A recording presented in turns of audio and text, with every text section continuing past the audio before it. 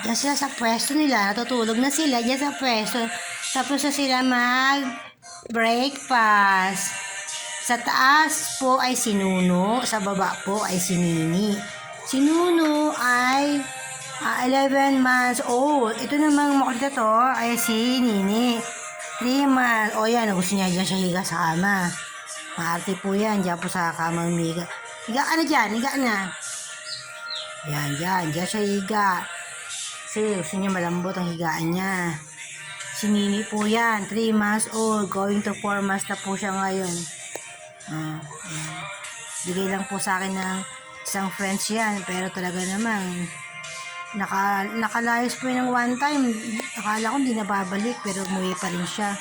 Sobrang lungkot na lungkot ako kasi malambingan sa akin eh.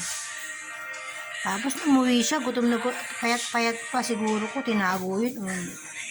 Naligaw, ewan, basta buti nakauwi sa place lang. Nagpero sa Panginoon yun. Wala po yan, pero binalik ng Lord. Thank you, Jesus.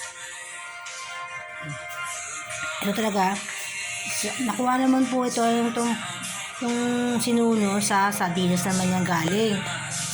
Ewan ko ang kasing sardinas yun, basta sa sardinas po yan, sa loob ng sardinas po yan galing, sinuno, sa loob ng baby pa siya, nakuha siya sa loob ng sardinas kasi kumain siya, pumasok ang ulo sa sardinas, hindi na nakalabas.